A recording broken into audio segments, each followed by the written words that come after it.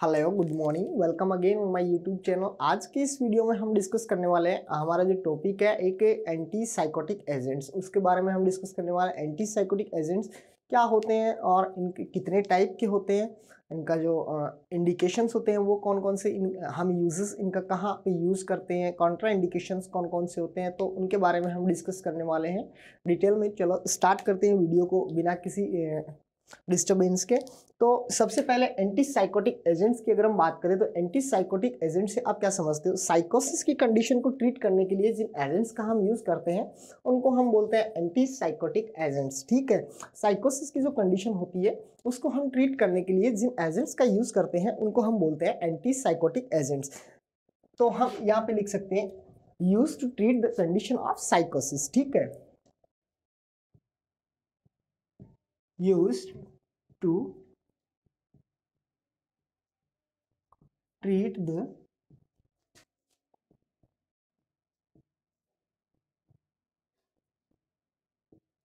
psychosis condition। ठीक है, used to treat the psychosis condition like schizophrenia। ठीक है,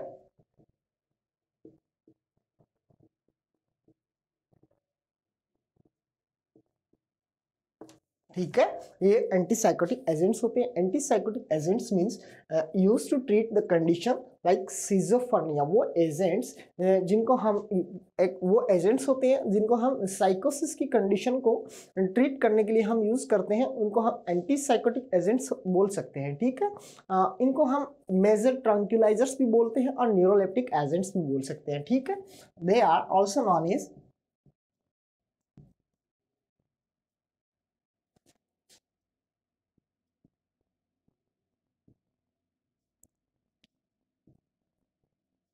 नॉन एज न्यूरोलेप्टिक्स,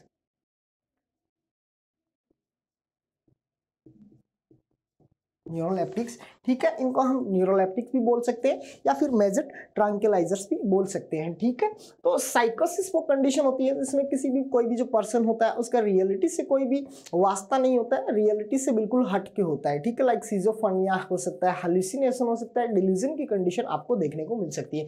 तो साइकोसिस की कंडीशन को ट्रीट करने के लिए जिन एजेंट्स का हम यूज करते हैं उनको हम बोलते हैं एंटी साइकोटिक एजेंट्स। ठीक है, फिर अगर हम बात करें इनका जो इंडिकेशन होता है, आप इनको कहाँ कहाँ पे यूज कर सकते हैं, वो कंडीशन कौन कौन सी हो सकती है।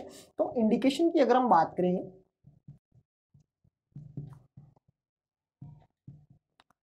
इंडिकेशन का मतलब होता है यूजेस। इनको हम कौन कौन सी जगह पे यूज कर सकते हैं, यूजेस इनका कहाँ कहाँ पे यूज कर सकते हैं। तो अभी मैंने बताया साइकोसिस की कंडीशन को ट्रीट करने के लिए इनको यूज करते हैं। तो हम साइकोसिस में लिख सकते हैं सबसे पहले सिजोफ्रेनिया।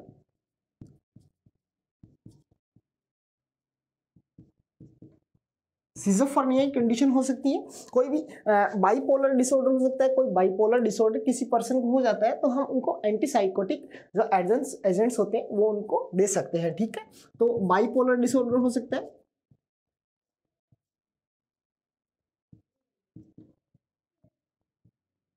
ठीक है, तो आप देख सकते हैं सिजोफ्रेनिया बाइपोलर डिसऑर्डर हो सकता है कोई भी, और कोई भी कोई जो पेशेंट होता है उसकी सर्जरी होने है, मान लो कोई जो पेशेंट है वो बिफोर सर्जरी उसको सेडेशन प्रोवाइड करना है तो हम इनका यूज कर सकते हैं। ठीक है, प्री सर्जरी,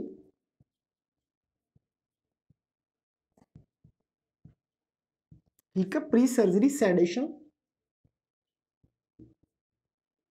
ठीक है, सर्जरी से पहले जो सेडेशन हम पेशेंट को देते हैं सेडेटिव्स, तो उनमें हम इसका यूज कर सकते हैं एंटी साइकोटिक एजेंट्स का। ठीक है, और कोई भी कंडीशन हो सकती है हैविंग, कोई अदर डिजीज कंडीशन हो सकती है, other disease condition having psychotic symptoms. कोई भी ऐसी डिजीज हो सकती है जिनमें हमें साइकोटिक सिम्टम्स देखने को मिलते हैं तो हम उनको एंटी साइकोटिक एजेंट्स प्रोवाइड कर सकते हैं। ठीक है, डिजीज कंडीशन,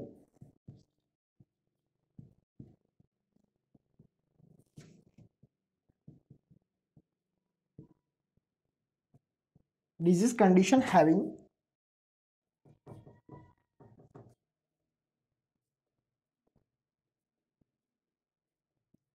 psychotic symptoms। तो हम वो ड्रग्स इन ड्रग्स का यूज कर सकते हैं। ठीक है, तो एंटी साइकोटिक ड्रग्स के बारे में हमने पढ़ा। ठीक है, ये क्या होता है, साइकोसिस की जो कंडीशन होती है उसको ट्रीट करने के लिए जिन ड्रग्स का यूज कर सकते हैं उनको हम एंटी साइकोटिक एजेंट्स बोलते हैं। ठीक है, लाइक सिजोफ्रेनिया, डिल्यूजन, हैलुसिनेशन, इनको ट्रीट करने के लिए हम एंटी साइकोटिक एजेंट्स देते हैं। ठीक है, इंडिकेशंस की अगर हम बात करें तो इंडिकेशन में आप सबसे पहले देखिए सिजोफ्रेनिया हो सकता है, कोई भी बाइपोलर डिसऑर्डर हो सकता है, कोई प्री सर्जरी सेडेशन किसी पेशेंट को देना होता है तो हम इसका यूज कर सकते हैं। और अदर डिजीज कंडीशन हो सकती है हैविंग साइकोटिक सिम्टम्स जिनमें हो तो इस एंटी साइकोटिक एजेंट्स का हम यूज कर सकते हैं। ठीक है, उसके बाद अगर हम देखें इनका जो एक्शन होता है, अपना एक्शन कैसे परफॉर्म करती है, ये ड्रग कैसे काम करती है हमारी बॉडी में, तो इनका एक्शन अगर हम देखें,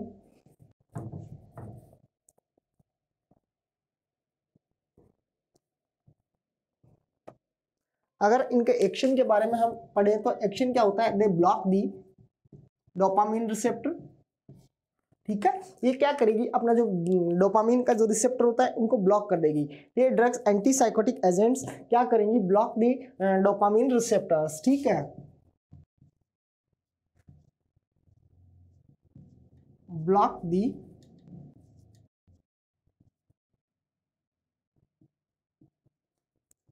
डोपामिन रिसेप्टर्स।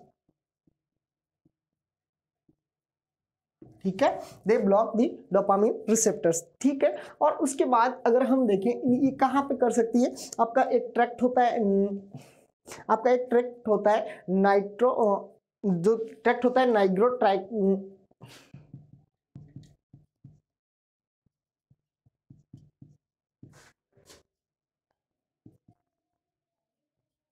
न्यूरल पाथवे में एक ट्रैक्ट होता है उसको ब्लॉक कर देती है।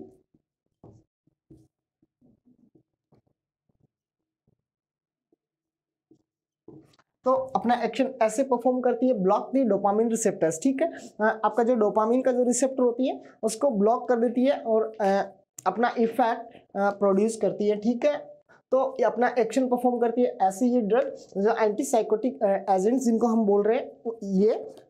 उसके बाद अगर हम देखें ये कितने टाइप्स की हो सकती है, इनके टाइप्स के बारे में हम देखें तो 2 टाइप्स की आपको देखने को मिलेगी। ठीक है, ठीक है, ये एंटी साइकोटिक एजेंट्स होती हैं, वो 2 टाइप की ड्रग्स हो सकती है। सबसे पहले हो सकती है टिपिकल, ठीक है, टिपिकल और एटिपिकल।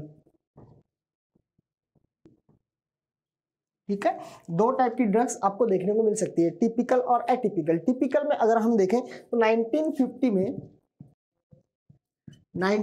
में सबसे पहले जो ड्रग आई थी, 1950 में जो सबसे पहले ड्रग आई थी उसको हम बोलते हैं फिनोथाइजिन। ठीक है,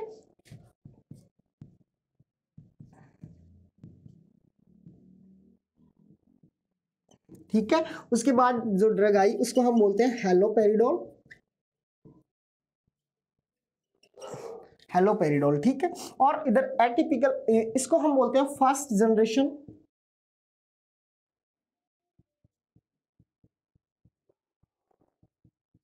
फर्स्ट जनरेशन, और इधर हम बोल सकते हैं एटिपिकल को सेकंड जनरेशन। ठीक है, सेकंड जनरेशन। इनमें हम देखें तो 1950 में फिनोथाइजिन जो ड्रग आई एंटी साइकोटिक एजेंट्स के की फॉर्म में, तो इसको हम यूज करते हैं। और उसके बाद हेलोपेरिडोल ड्रग्स आती है उसकी हम मोस्टली यूज कर सकते हैं। तो उसके बाद जो एटिपिकल में सेकंड जनरेशन जो ड्रग होती है ये क्या होती है, फर्स्ट लाइन ट्रीटमेंट होता है। ठीक है, फर्स्ट लाइन ट्रीटमेंट होता है ये एटिपिकल में।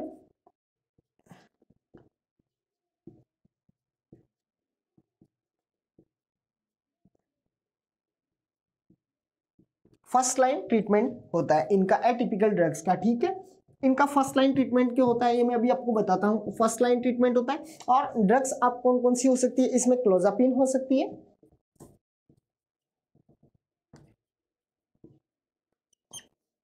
क्लोजापिन आपको दे सकते हैं। और उसके बाद रेस्पेरिडोन एक ड्रग आती है, रेस्पेरिडोन,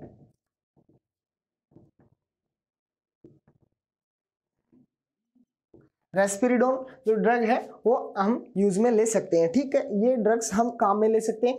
तो हमने देखा कि जो ये जो ड्रग्स होती है एंटीसाइकोटिक एजेंट्स होती हैं वो दो टाइप के हो सकते हैं, ठीक है, टिपिकल और एटिपिकल। टिपिकल को हम बोलते हैं फर्स्ट जनरेशन और एटिपिकल को हम बोलते हैं सेकंड जनरेशन, ठीक है। इसमें हम देखें 1950 में फिनोथाइजिन जो ड्रग उसको इंट्रोड्यूस किया गया, उसके बाद हैलोपेरिडोल ड्रग आई। उसके बाद अगर हम देखें एटिपिकल ड्रग्स में फर्स्ट लाइन ट्रीटमेंट होता है, एटिपिकल ड्रग्स का फर्स्ट लाइन ट्रीटमेंट होता है, उसमें हम क्लोजापिन यूज करते हैं, ठीक है, क्लोजापिन और रेस्पिरिडोन का यूज करते हैं, ठीक है। अगर हम देखें ये फर्स्ट लाइन क्यों है और ये सेकंड, इनका यूज हम क्यों करते हैं, इनका जो साइड इफेक्ट होता है more extra pyramidal side effect में देखने को मिलता है, मोर ईपीएस, ठीक है। एक्स्ट्रा पायरामिडल जो साइड इफेक्ट है वो आपका टिपिकल जो ड्रग्स होती हैं, टिपिकल एजेंट्स, उनका हमें ज्यादा देखने को मिलता है, इधर लो ईपीएस आपको देखने को मिलेगा, ठीक है। इसका जो एक्स्ट्रा पायरामिडल साइड इफेक्ट होता है वो बहुत ज्यादा होता है और इनका बहुत कम होता है, इसलिए हम इनका यूज ज्यादा करते हैं, ठीक है। दे ब्लॉक, ये जो टिपिकल जो एजेंट्स होती हैं ये क्या करते हैं, ब्लॉक दी डोपामिन रिसेप्टर्स।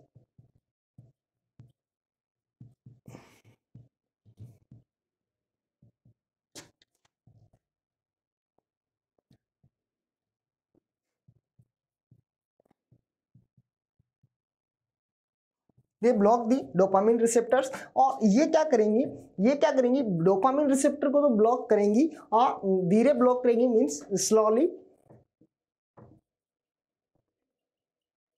स्लोली ब्लॉक दी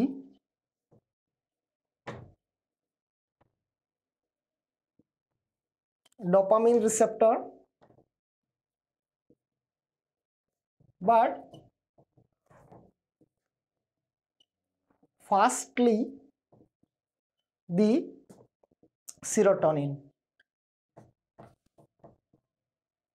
ठीक है। सेरोटोनिन को बहुत फास्टली ब्लॉक कर देंगे, सेरोटोनिन जो रिसेप्टर होता है उस पर बहुत फास्टली ब्लॉक कर देंगी और डोपामिन को स्लोली करेंगी। जो एटिपिकल जो ड्रग्स हैं वो, उनके एटिपिकल ड्रग्स में आपको देख सकते हैं क्लोजापिन और रेस्पिरिडोन का हम यूज करते हैं, ठीक है। और जो आपकी जो टिपिकल जो एजेंट्स है, टिपिकल एजेंट्स में हम यूज करते हैं हैलोपेरिडोल और फिनोथाइजिन जो है वो 1950 में इंट्रोड्यूस किया गया इनको, ठीक है। उसके बाद अगर हम देखें कंडीशन हमारे पास क्या आती है, जो इनका जो कॉन्ट्रा इंडिकेशन होता है, कॉन्ट्रा इंडिकेशन कौन कौन से हो सकते हैं और प्रिकॉशंस कौन कौन सी हो सकती है। तो कॉन्ट्रा इंडिकेशन की अगर हम बात करें तो कौन कौन सी ऐसी कंडीशन हो सकती हैं जिनमें हमें इन ड्रग्स को नहीं देना होता है या फिर कॉशियसली इनको देना होता है, ठीक है। तो कॉन्ट्रा इंडिकेशंस और प्रिकॉशंस के बारे में हमें पढ़ना है।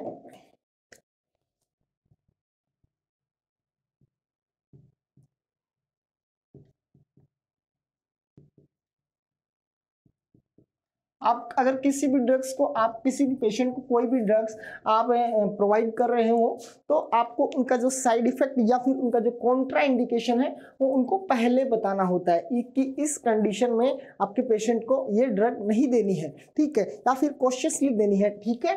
तो वो कंडीशन कौन कौन सी हो सकती है, या तो फिर एक कंडीशन निकल के आती है हाइपर सेंसिटिविटी, ठीक है।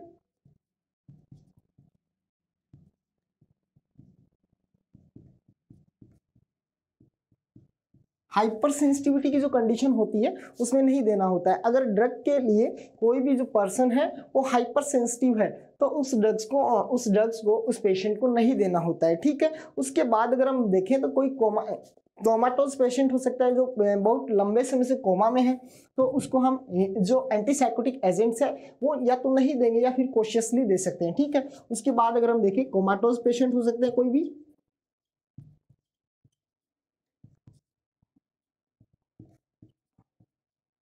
ठीक है, कोई कोमाटोस पेशेंट हो सकता है उसको हम नहीं दे सकते हैं। उसके बाद अगर हम बात करें तो कोई एल्डर पेशेंट हो सकता है, ठीक है, एल्डर पेशेंट को ये बहुत कम देते हैं या फिर कॉशियसली देते हैं।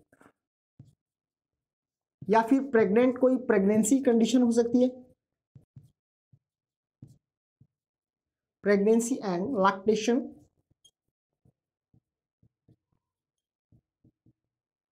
ठीक है, या प्रेगनेंसी या लैक्टेशन की कंडीशन में ये जो ड्रग्स होती है वो हमें कॉशियसली देनी होती है या फिर नहीं देनी होती है, या तो फिर बिल्कुल ही कॉन्ट्रा इंडिकेशन इनका हो गया वहां पे, या फिर बहुत सारे क्वेश्चंस के बाद देनी होती है। ठीक है, उसके बाद अगर हम देखें तो एक ऑर्थोस्टेटिक हाइपोटेंशन हो जाता है किसी पर्सन को, ऑर्थोस्टेटिक हाइपोटेंशन।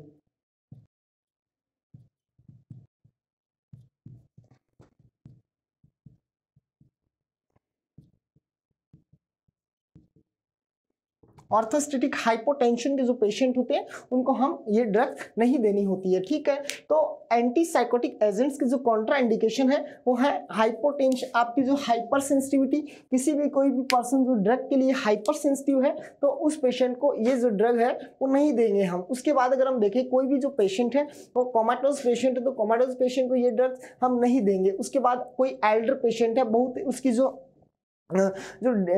एल्डरली पेशेंट है उसको भी हम नहीं देंगे। उसके बाद प्रेगनेंसी एंड लैक्टेशन की कंडीशन होती है, कोई जो फीमेल अब प्रेग्नेंट है या फिर अपने जो बेबी है उसको मिल्क फीडिंग करा रही है या फिर ब्रेस्ट फीडिंग करा रही है तो उन पेशेंट को हम नहीं दे सकते।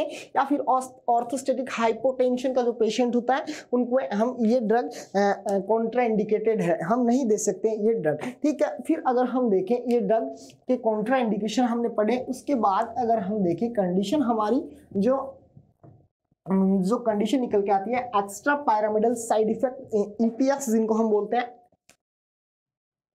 ठीक है, ईपीएस, ठीक है, extra pyramidal side effect.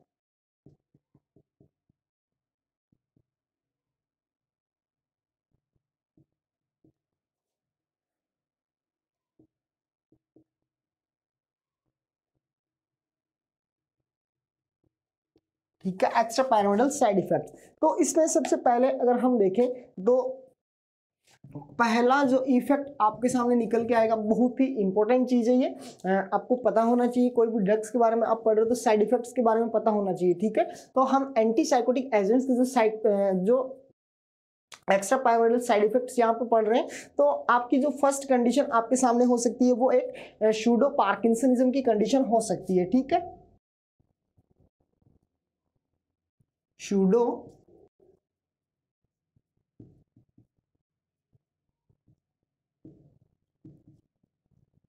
Parkinsonism की कंडीशन हो सकती है। ठीक है, उसके बाद अगर हम देखें तो सेकंड जो कंडीशन आपकी जो निकल के आती है वो होती है एकाइनेजिया।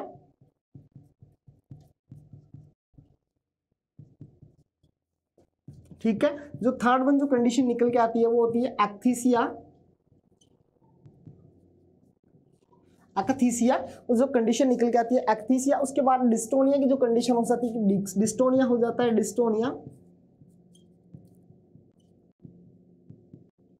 डिस्टोनिया आपके पर्सन को हो सकता है। ठीक है, उसके बाद अगर हम देखें तो एक ओक्यूलोगायरिक जो ओक्यूलोगायरिक क्राइसिस आपको देखने को मिल सकता है। ठीक है, ओक्यूलोगायरिक क्राइसिस,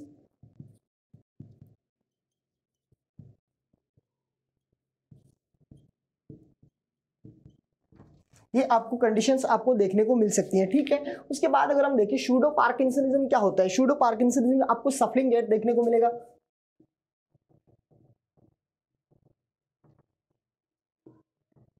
ये कंडीशन आपको देखने को मिल सकती है। ठीक है, और ड्रूलिंग देखने को मिल सकता है,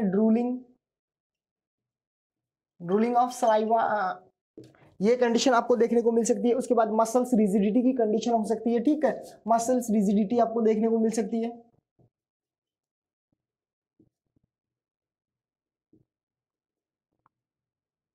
मसल्स रिजिडिटी आपको देखने को मिल सकती है। ठीक है, मास्क लाइक फेस आपको देखने को मिल सकता है। ठीक है, मास्क लाइक फेस, ये इनके जो शूडो पार्किंसनिज्म की कंडीशन में आपको देखने को मिल सकता है, mask like face.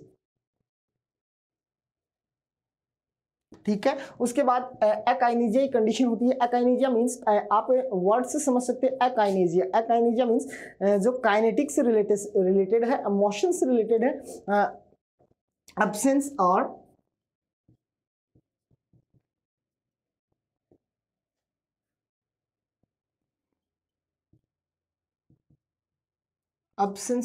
disturbance, absence or reduction in voluntary movements। ठीक है, absence or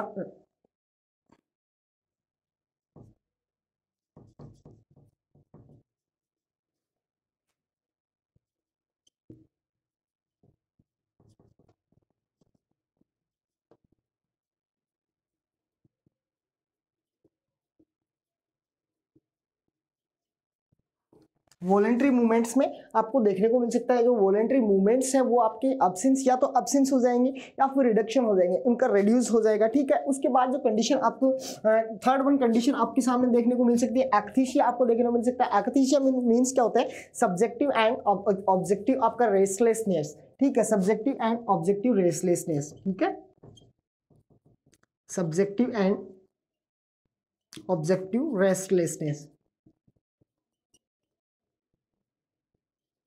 ये कंडीशन आपको देखने को मिल सकती है। सब्जेक्टिव एंड ऑब्जेक्टिव रेस्टलेसनेस की कंडीशन आपको देखने को मिल सकती है। पर्सन जो होता है वो आपका अनएबल टू सिट और स्टैंड स्टिल, ठीक है,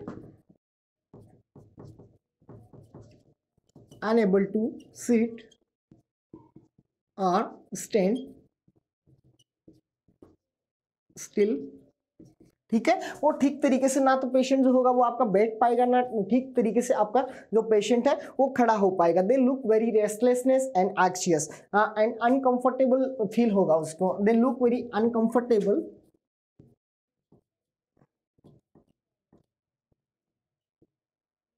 दे लुक वेरी अनकंफर्टेबल,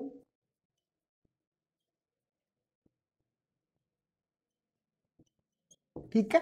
तो हमने देखा जो स्यूडो पार्किंसनिज्म कंडीशन है उसमें हमें देखने को मिलेगा सफलिंग गेट आपको देखने को मिल सकता है, ड्रूलिंग ऑफ सलाइवा आपको देखने को मिल सकता है, जो सलाइवा का जो ड्रूलिंग है वो आपको देखने को मिल सकता है। उसके बाद मास्क लाइक फेस की कंडीशन आपके सामने आ जाएगी, ठीक है। उसके बाद अगर हम देखें अकाइनेजिया, काइनेजिया का मतलब होता है काइनेटिक से रिलेटेड आपका जो वॉलेंट्री जो मूवमेंट्स है वो डिस्टर्ब हो जाएंगे या फिर डिक्रीज हो जाएंगे, ठीक है। उसके बाद एक्थीसिया कंडीशन हो जाती है। एक्थीसिया का मतलब क्या होता है, सब्जेक्टिव एंड ऑब्जेक्टिव जो आपका रेस्टलेसनेस की जो कंडीशन है उसको हम एक्थीसिया बोलते हैं। एक्थीसिया में पर्सन को क्या होगा, अनएबल टू सिट और स्टैंड स्टिल, ठीक है। उसके बाद अगर हम बात करें जो एक्थीसिया की जो कंडीशन होती है पेशेंट की, उसमें वो कैसा दिखेगा, they look very uncomfortable, uncomfortable उसको फील होगा पेशेंट को। जो आपका जो पर्सन है जिसके भी ये साइड इफेक्ट आपको देखने को मिल रहा है एक्थीसिया। एक्थीसिया का मतलब होता है सब्जेक्टिव एंड ऑब्जेक्टिव रेस्टलेसनेस की जो कंडीशन आपको देखने को मिलेगी। उसके बाद डिस्टोनिया, डिस्टोनिया की जो कंडीशन होती है,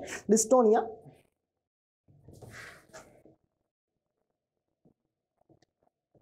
डिस्टोनिया का मतलब क्या होता है, आपका जो डिस्टोनिया हो जाता है जो किसी भी पर्सन को, ये आपका सडन ऑनसेट पे हो सकता है, अर्लीस्ट ईपीएस है, ठीक है। डिस्टोनिया जो हो क्या क्या है, एक अर्लीस्ट ईपीएस सबसे पहले अकर हो सकता है, ठीक है। बहुत सडन कंडीशन में हो सकता है, बहुत पहले ही हो जाएगा, सबसे पहले यही आपको अर्लीस्ट साइन जो देखने को मिलेगा, एक्स्ट्रा पैरामिडल साइड इफेक्ट आपको देखने को मिलेगा, ठीक है। It is considered as a psychotic emergency, इसको हम एक साइकाटिक इमरजेंसी बोल सकते हैं। जो डिस्टोनिया है उसको हम बोल सकते हैं psychiatric emergency.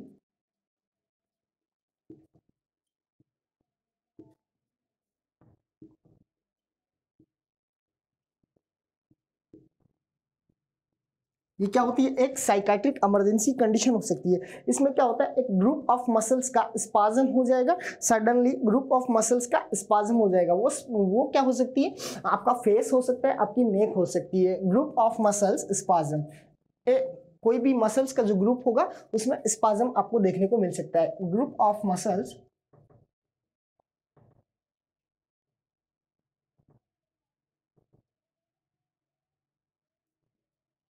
Group of muscles में क्या हो जाएगा, स्पाज्म, ठीक है। वो कहाँ की मसल्स हो सकती है, वो आपकी फेस की मसल्स हो सकती है, ठीक है, आपकी नेक की मसल्स हो सकती है, ठीक है। और ये कंडीशन क्या हो सकती है, फीटल हो सकती है, मींस ये कंडीशन बहुत ज़्यादा डेंजरस हो सकती है। डिस्टोनिया की जो कंडीशन है वो बहुत ज़्यादा फेटल हो सकती है। फेटल का मीन्स होता है बहुत ज़्यादा डेंजरस हो सकती है जब आपकी जो कौन सी मसल्स, आपकी लैरिंजियल जो मसल्स है, लैरिंजियल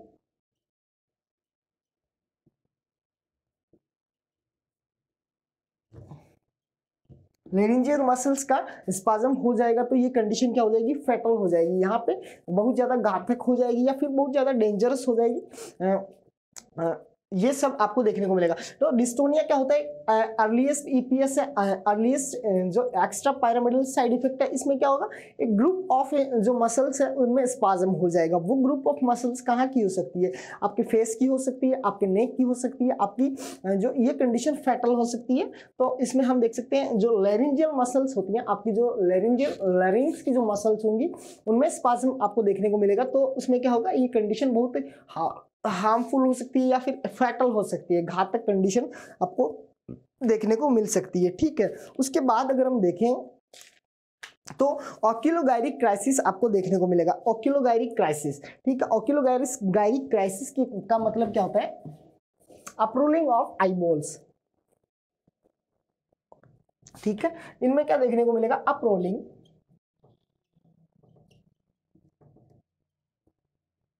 ऑफ आईबॉल्स।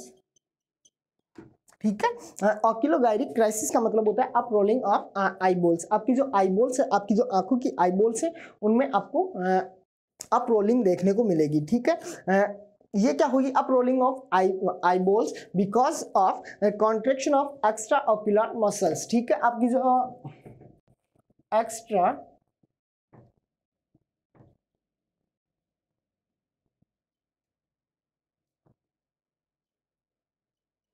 ऑक्यूलर जो मसल्स होती है उनमें क्या देखने को मिलेगा, आपको कॉन्ट्रैक्शन। तो आपकी ये कंडीशन आपको देखने को मिलेगी। ठीक है, ऑक्यूलोगायरिक क्राइसिस आपको वहां पे देखने को मिल सकता है। ये भी एक टाइप की एक साइकाट्रिक इमरजेंसी होती है। ठीक है, ये भी एक साइकाट्रिक इमरजेंसी होती है। ठीक है, तो इनमें से सबसे पहले अगर साइकेट्रिक इमरजेंसी सबसे पहले तो कौन सी होगी, सबसे पहला ईपीएस आपको फर्स्ट ईपीएस देखने को मिला डिस्टोनिया, जो आपको सडन कंडीशन अर्लीस्ट आपको देखने को मिल सकता है। ठीक है, उसके बाद दूसरी साइकेट्रिक इमरजेंसी होती है वो ऑक्यूलोगायरिक क्राइसिस हो सकता है पर्सन को, अगर एक्स्ट्रा पैरामिडल साइड इफेक्ट की अगर हम बात करें, साइड इफेक्ट्स जो एंटी साइकोटिक एजेंट्स के जो साइड इफेक्ट्स हैं ये, ठीक है, आपका शूडो पार्किंसनिज्म, अकाइनेजिया, अकथीशिया, ठीक है, डिस्टोनिया और ऑक्यूलोगायरिक क्राइसिस आपको देखने को मिल सकता है। ठीक है, उसके बाद अगर हम देखें कोई भी इनकी जो ये आपके साइड इफेक्ट्स आपको देखने को मिल सकते हैं। ठीक है, उसके बाद अगर हम देखें तो हमारी जो नर्सिंग रेस्पॉन्सिबिलिटी, अगर हम देखें ये ड्रग्स हम प्रोवाइड कर रहे हैं as a nurse, as a staff nurse, आप वहाँ पे आप एक हॉस्पिटल में काम कर रहे हो। ठीक है, और आपका जो पेशेंट है वो एक एंटी साइकोटिक एजेंट्स की थेरेपी भी चल रहा है। ठीक है, तो एज ए नर्स आपकी वहां पे क्या क्या रिस्पॉन्सिबिलिटीज होंगी या फिर आपकी रिस्पॉन्सिबिलिटीज क्या होंगी उस पेशेंट के लिए। ठीक है, तो हम देखते हैं नर्सेज रिस्पॉन्सिबिलिटी। ठीक है,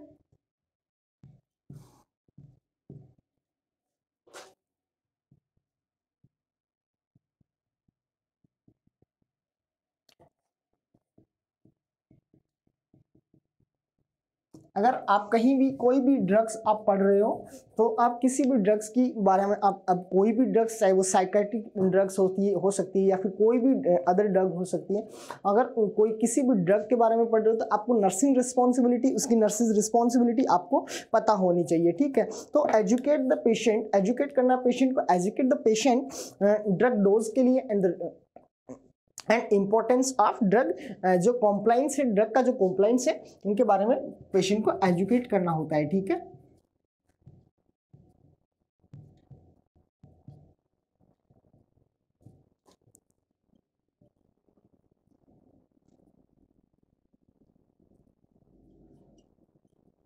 educate the patient about drug dose and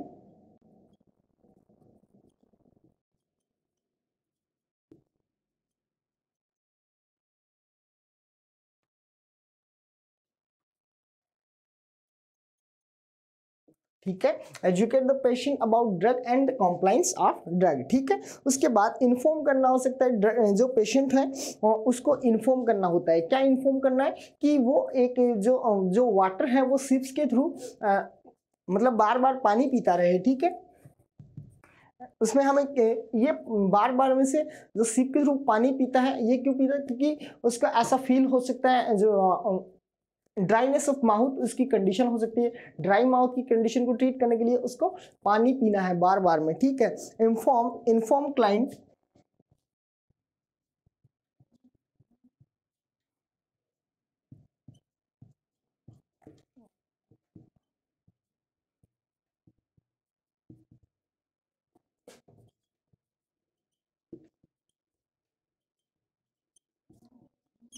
ठीक है। Inform client to drink sips of water because of dry mouth.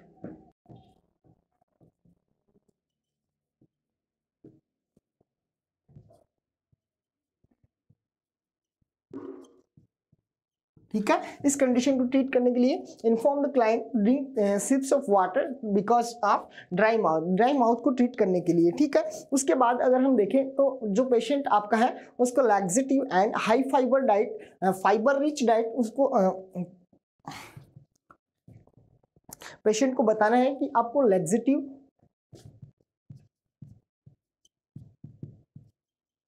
And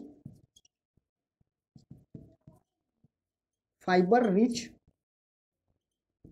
diet. ठीक है, ये उसकी डाइट में आपको इंक्लूड करना है। Laxatives and fibre rich diet उसके लिए जो डाइट है उसमें इंक्लूड करना है, बिकॉज द कॉन्स्टिपेशन से प्रिवेंट करने के लिए आपको ये laxatives and fibre rich diet उसको मेंशन करना है। पेशेंट की जो डाइटरी जो पैटर्न है उसमें आपको पेशेंट को बताना होता है कि आपको जो laxatives and fibre rich diet लेनी है। ठीक है, उसके बाद मैनेज ऑर्थोस्टेटिक हाइपोटेंशन इन जो एल्डरली पेशेंट है उनको बताना है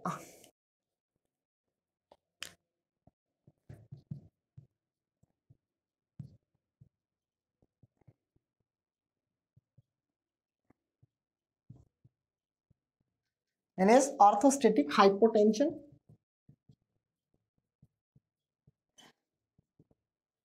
इन एल्डरली।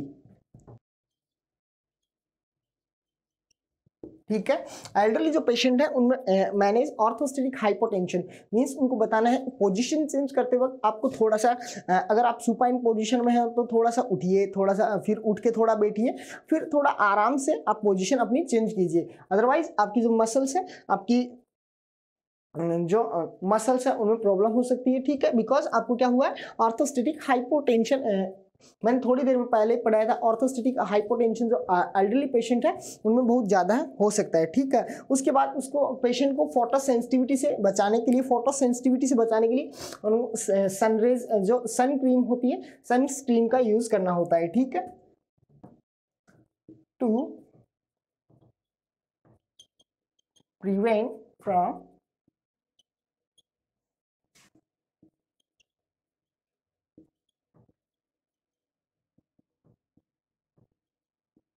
फोटो सेंसिटिविटी सनस्क्रीन का यूज करना होता है। ठीक है, तो आज का हमारा जो वीडियो है नर्सिंग रिस्पॉन्सिबिलिटीज के नर्सिंग जो रिस्पॉन्सिबिलिटी है उस पर खत्म होता है। ठीक है, नया वीडियो बिल्कुल नया वीडियो आएगा और नए टॉपिक के साथ। अगर आपको ये वीडियो अच्छा लगा है तो हमारे चैनल को सब्सक्राइब कीजिए और वीडियो को लाइक करना ना भूलें। Thank you so much.